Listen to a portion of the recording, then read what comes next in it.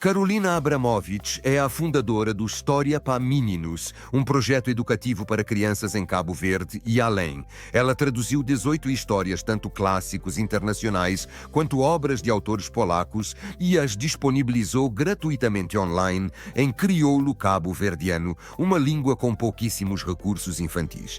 Para inspirar os pequenos leitores, também criou 10 livros de colorir baseados nessas histórias, igualmente disponíveis online de forma gratuita.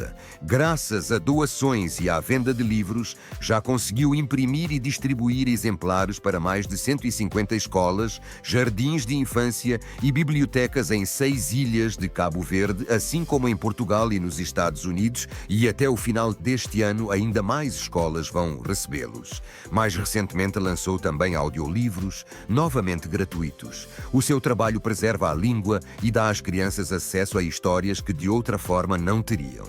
E você também pode fazer parte deste caminho. Partilhe o projeto, leia uma história, ouça um audiolivro. Cada gesto abre portas para mais sonhos, aprendizagem e sorrisos infantis.